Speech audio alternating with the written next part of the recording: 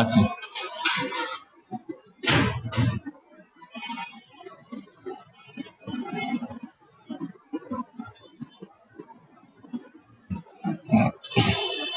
সুপ্রিয় শিক্ষার্থীবৃন্দ, তো আমরা বিগত কয়টা ক্লাসে যে প্রথম অধ্যায় থেকে কোষ ও এর গঠন নিয়ে আলোচনা করেছিলাম। যে ট্রান্সক্রিপশন, ট্রান্সলেশন ছিল গত ক্লাসে পড়ানো হয়েছিল। আর এখানে যে কোষের গঠনের মধ্যে যে কোষীয় অঙ্গাণুগুলো সেগুলো, তারপর ডিএনএ গঠন, প্রতিলিপি, তারপর ট্রান্সক্রিপশন, এরপরে ট্রান্সলেশন।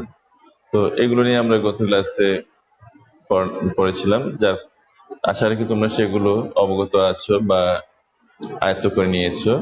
তো আজকে আমরা পড়ব যে তৃতীয় অধ্যায় থেকে কোষ রসায়ন। এখানে কোষ রসায়ন, কোষ, এটা তোমাদের সিলেবাসে আছে, রসায়ন অধ্যায় 3 থেকে। তো এখন কোষ রসায়ন থেকে আমাদের যেগুলো পড়তে হবে, যে কার্বোহাইড্রেট,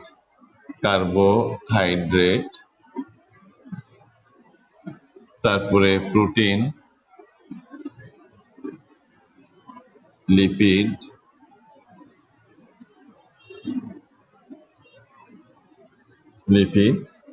এরপরে এনজাইম, এগুলো নিয়ে আমাদের কোষ রসায়ন থেকে পড়তে হবে। তো এখন আজকে আমি আলোচনা করব কার্বোহাইড্রেট নিয়ে আলোচনা করব, এবং কার্বোহাইড্রেটের যে শ্রেণী বিভাগ আছে সেগুলো নিয়ে আলোচনা করব। তো কার্বোহাইড্রেট কি? কার্বোহাইড্রেট হচ্ছে যে hydrates of carbon, hydrates of carbon,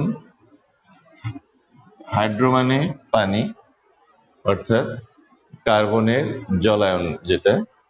তো এই কার্বোহাইড্রেট উপাদান হচ্ছে কার্বন, হাইড্রোজেন এবং অক্সিজেন। এই তিনটার সমন্বয়ে কার্বোহাইড্রেট গঠিত।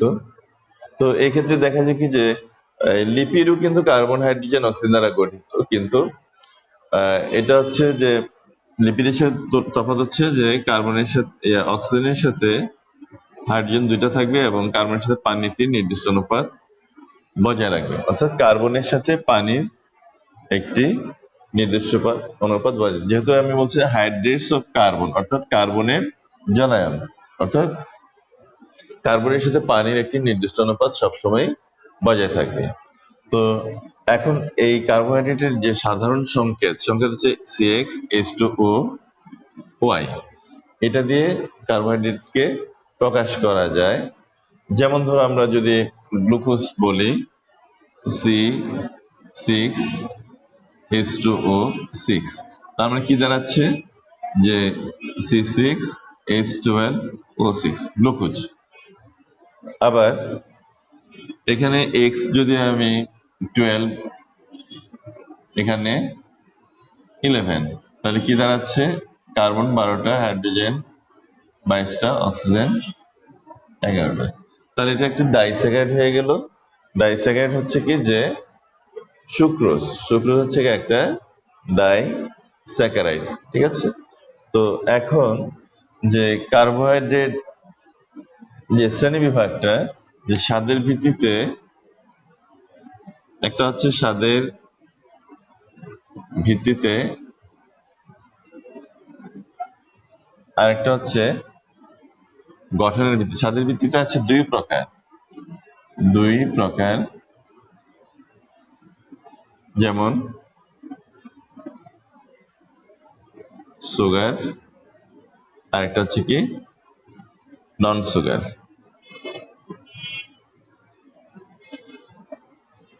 সুগার এবং নন সুগার স্বাভাবিক মিষ্টি, তার মানে এটা মিষ্ট, দানাদার এবং মিষ্ট, দানাদার, এরপর পানিতে দ্রবণীয়,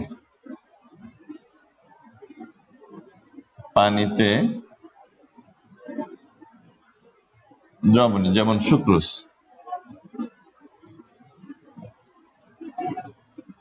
যেমন সুক্রোজ। আবার নন সুগার হচ্ছে মিষ্ট নয় বা অমিষ্ট, যেটা মিষ্ট নয়, অদানাদার, পানিতে অদ্রবণীয়, যেমন স্টার্চ। এটা পানিতে অদ্রবণীয়। তো তাহলে স্বাদের ভিত্তিতে গেল দুই প্রকার, সুগার এবং নন সুগার।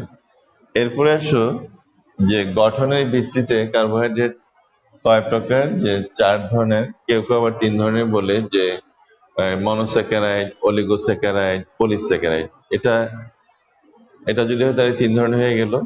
আবার মনোস্যাকারাইড, ডাইস্যাকারাইড, অলিগোস্যাকারাইড, পলিস্যাকারাইড, তাহলে সেখানে আবার 4টা হয়ে গেল। অর্থাৎ ডাইস্যাকারাইডকে যদি অলিগোর মধ্যে ফেলে দেওয়া হয় তাহলে সেক্ষেত্রে 3টা হয়। অর্থাৎ তার মানে অলিগো হবে তখন 2 থেকে 8টি বা 10টি মনোস্যাকারাইড মিলে, তাহলে অলিগো হয়ে গেল। আবার যদি ডাইস্যাকারাইডকে আমি আলাদা রেখে দেই, আলাদা শ্রেণীবিন্যাসে দেখাই, তাহলে সেটা হবে কি যে 3 থেকে 10টা মনোস্যাকারাইড পাওয়া যায় অলিগোস্যাকারাইডের মধ্যে। শুধু এটুকু তফাৎটা আর কি। তো এখন গঠনের ভিত্তিতে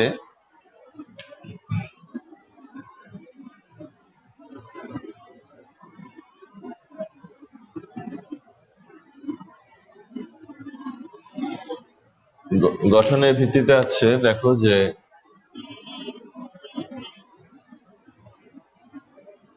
গঠনের ভিত্তিতে 4 প্রকার।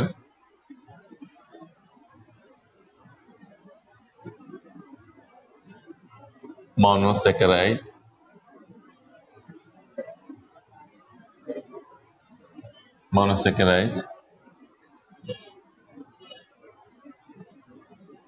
ডাইস্যাকারাইড,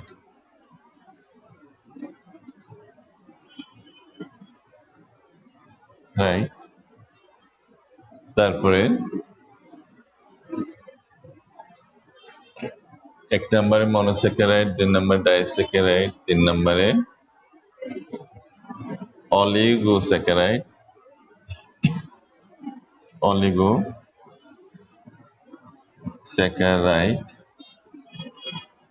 4 নম্বরে হচ্ছে কি পলিস্যাকারাইড। এই 4 ধরনের কার্বোহাইড্রেট আছে। মনোস্যাকারাইড হচ্ছে যে সকল কার্বোহাইড্রেটকে হাইড্রোলাইসিস করলে একক কার্বোহাইড্রেট অণু পাওয়া যায়, তাকে বলা হয় কি মনোস্যাকারাইড। অর্থাৎ এখানে যে এটা কার্বনের সংখ্যার উপর ভিত্তি করে আবার দেখা যায় কি যে মনোস্যাকারাইডকে আবার ট্রায়োজ, টেট্রোজ, পেন্টোজ, হেক্সোজ ইত্যাদি ভাগে ভাগ করা হয়েছে। যেমন ট্রায়োজ, এখানে দেখি যে যেমন ট্রায়োজ, টেট্রোজ, পেন্টোজ, হেক্সোজ ইত্যাদি ভাগে ভাগ করা যায়। তাহলে ট্রায়োজ হচ্ছে যে 3 কার্বন বিশিষ্ট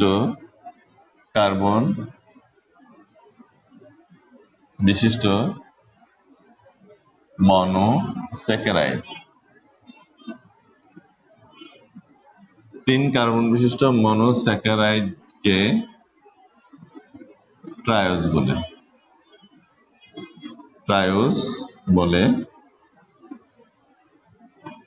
যেমন গ্লিসারলডিহাইড, ডাইহাইড্রোক্সিএসিটোন, যেমন গ্লিসারলডিহাইড। এখন টেট্রোজ হচ্ছে 4 কার্বন বিশিষ্ট মনোস্যাকারাইডকে টেট্রোজ বলে। অর্থাৎ 4 কার্বন বিশিষ্ট মনোস্যাকারাইডকে টেট্রোজ ট্যাট্রুস বলে, যেমন ইরিথ্রুস।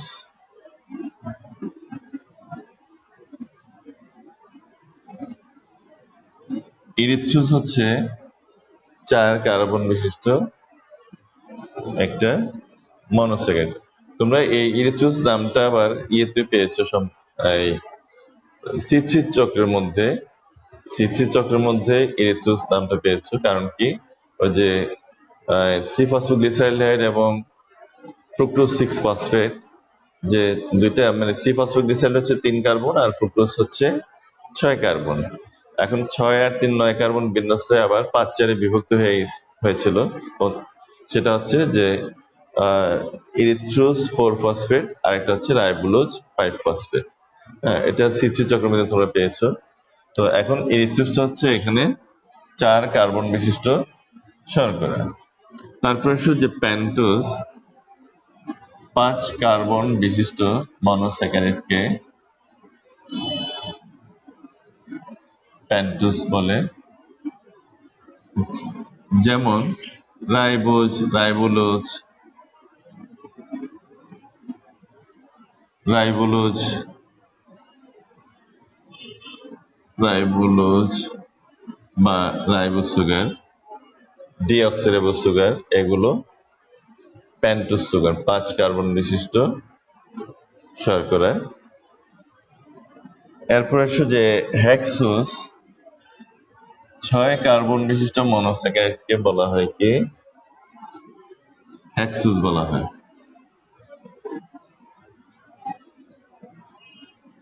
যেমন এটা কমন যে গ্লুকোজ, ফ্রুক্টোজ, গ্যালাক্টোজ, এগুলো হচ্ছে কি 6 কার্বন বিশিষ্ট শর্করা। তাহলে মনোস্যাকারাইড এই পর্যন্ত গেল। এখন আসো যে ডাইস্যাকারাইড। ডাই মানে 2, তার মানে 2টি মনোস্যাকারাইড পাওয়া যায়। যে সকল কার্বোহাইড্রেটকে হাইড্রোলাইসিস করলে বা আর্দ্র বিশ্লেষণ করলে 2টি মনোস্যাকারাইড পাওয়া যায়, তাকে বলা হয় কি? ডাইস্যাকারাইড। যেমন ধরো সুক্রোজ C12H22O11, এটা হচ্ছে কি সুক্রোজ। এখন এই সুক্রোজকে যদি হাইড্রোলাইসিস করে অর্থাৎ পানি যোগ করে, তাহলে কি পাওয়া যাচ্ছে? যে C6H12O6। আবার এটা হচ্ছে গ্লুকোজ।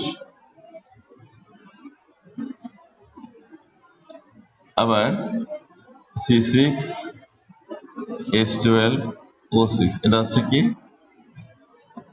ফ্রুক্টোজ। তো এখন দেখো যে গ্লুকোজ এবং ফ্রুক্টোজ দুটো একই রকমের, অর্থাৎ আণবিক সংকেত এক, কিন্তু তাদের গাঠনিক সংকেতটা ভিন্ন। এরা পরস্পর আইসোমার, গ্লুকোজ এবং ফ্রুক্টোজ। আণবিক সংকেত যেমন ধরো এখানে এটা গ্লুকোজটা হচ্ছে অ্যালডোজ সুগার আর ফ্রুক্টোজটা হচ্ছে কিটোজ সুগার, অর্থাৎ কিটোনমূলক থাকবে ফ্রুক্টোজের মধ্যে। তো যেমন ধরো এখানে আমি একটু স্ট্রাকচারটা দেখাই দেই যে গ্লুকোজের স্ট্রাকচারটা হচ্ছে, যেমন ধরো যদি চেইন স্ট্রাকচার দেই CHO, CHOH, CHOH, CHOH,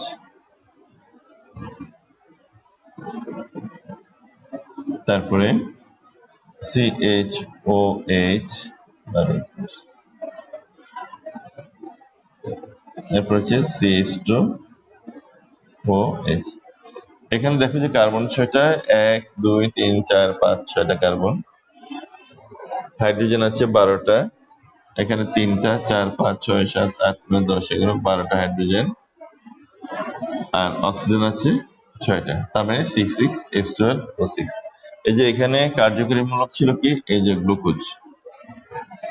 aldehyde মূলক, অ্যালডিহাইড মূলক বলে এটা হচ্ছে কি গ্লুকোজ। এখন দেখো ফ্রুক্টোজের স্ট্রাকচারটা দেখো কিরকম, যে CH2OH, C double bond O, CHOH,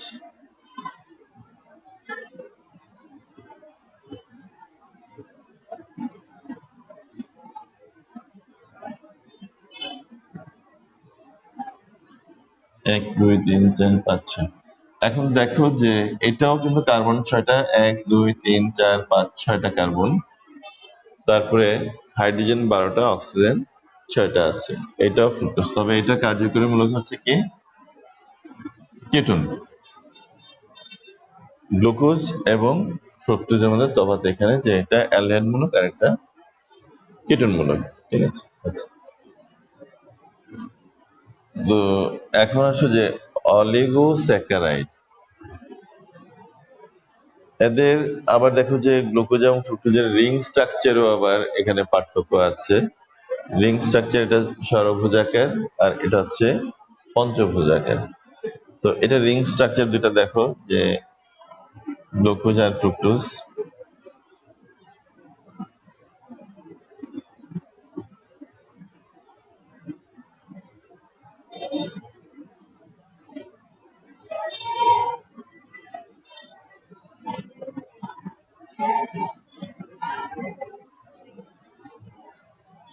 OH, OH, H, H, OH, H। এটা একটা আলফা গ্লুকোজ। আলফা গ্লুকোজ কেন? এই 1 নং সুগার 1 2 3 4 5 6, এই 1 নং সুগারের হাইড্রোক্সিল গ্রুপটা যদি নিচে থাকে সেটা হচ্ছে আলফা গ্লুকোজ। আবার যদি এটা আবার এখানে ওএইচ থাকে, এখানে এইচ থাকে, তখন সেটা হবে কি বিটা গ্লুকোজ। তো এখন দেখো ইয়েতে যে ফ্রুক্টোজের স্ট্রাকচারটি খেয়াল করে দেখো,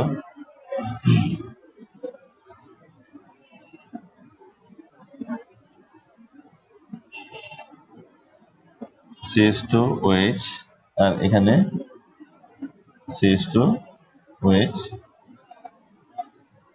এখানে OH, H, H, OH, এখানে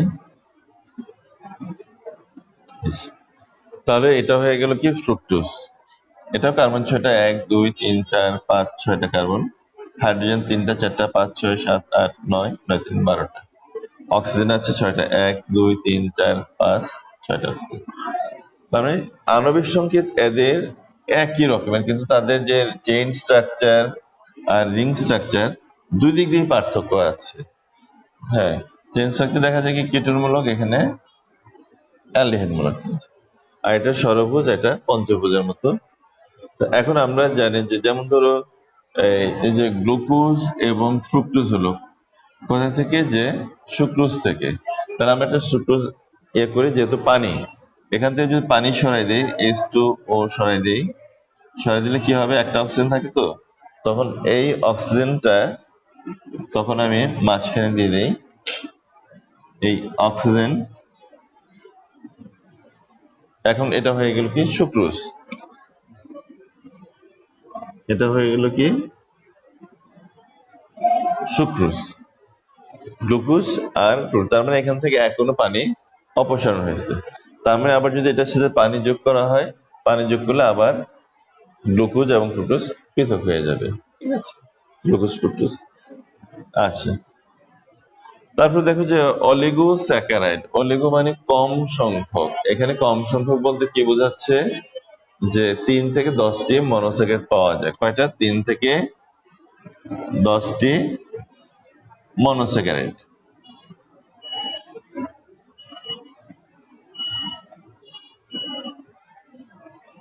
অর্থাৎ যে সকল কার্বোহাইড্রেটকে হাইড্রোলাইসিস করলে 3 থেকে 10টি মনোস্যাকারাইড পাওয়া যায়, তাকে বলা হয় কি অলিগোস্যাকারাইড। যেমন র্যাফিনোস, র্যাফিনোসকে যদি ভাঙি, র্যাফিনোজের স্ট্রাকচার হচ্ছে তোমার 18H32O16। এখন এটাকে যদি হাইড্রোলাইসিস করি, অর্থাৎ এখানে 2 অণু পানি যোগ করি, তাহলে পাওয়া যাবে কি গ্লুকোজ, ফ্রুক্টোজ এবং গ্যালাক্টোজ, মানে C6H12O6 plus C6H12O6 plus C6H12O6। অর্থাৎ যে অলিগোস্যাকারাইড হচ্ছে যে যদি পানি যোগ করা হয় তাহলে দেখা যায় কি 3 অণু, বা হাইড্রোলাইসিস, পানি যোগ মানে কি যে হাইড্রোলাইসিস করা হয়, অর্থাৎ র্যাফিনোজকে, এটা হচ্ছে র্যাফিনোজ। এই র্যাফিনোজকে যখন হাইড্রোলাইসিস করা হয় তখন দেখা যায় কি যে গ্লুকোজ, ফ্রুক্টোজ এবং গ্যালাক্টোজ পাওয়া যায়। তার মানে 3টা মনোস্যাকারাইড, 3 কার্বন বিশিষ্ট একটা মনোস্যাকারাইড। আচ্ছা, তারপরে হচ্ছে যে পলিস্যাকারাইড, যেটা যে সকল কার্বোহাইড্রেটকে হাইড্রোলাইসিস করলে অসংখ্য মনোস্যাকারাইড পাওয়া যায়, তখন তাকে বলা হয় কি পলিস্যাকারাইড। পলি মানে অসংখ্য, আর স্যাকারাম থেকে স্যাকারাইড শব্দটা আসছে। স্যাকারাম হচ্ছে চিনের অণু, অর্থাৎ অনেকগুলো মনোস্যাকারাইড যদি পাওয়া যায় তাহলে সেটা হচ্ছে কি পলিস্যাকারাইড। যেমন ধরো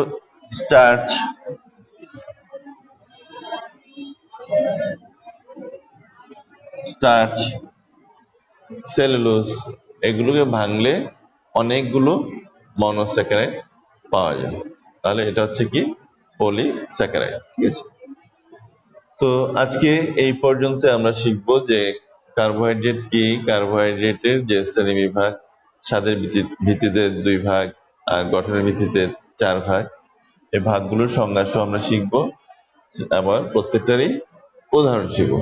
ঠিক আছে, তো নেক্সটে আমরা আবার এগুলো কার্বোহাইড্রেটের ব্যবহার, বা তোমরা জীবদেহে কার্বোহাইড্রেটের ভূমিকা, এটা পড়ে ফেলবা। আগামী ক্লাসের জন্য তোমরা পড়ে রাখবা যে কার্বোহাইড্রেট শ্রেণী বিভাগ এবং জীবদেহে কার্বোহাইড্রেটের ভূমিকা।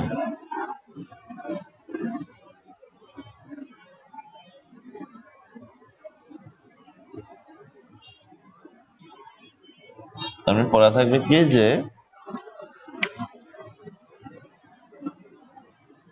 কার্বোহাইড্রেটের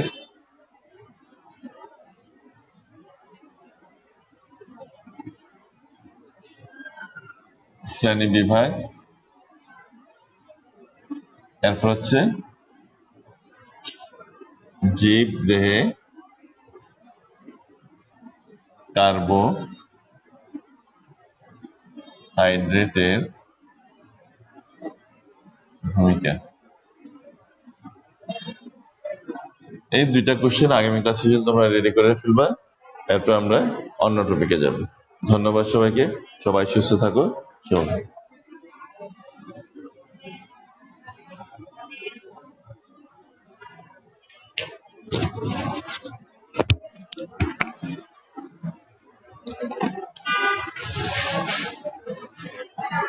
Oh, I guess these things.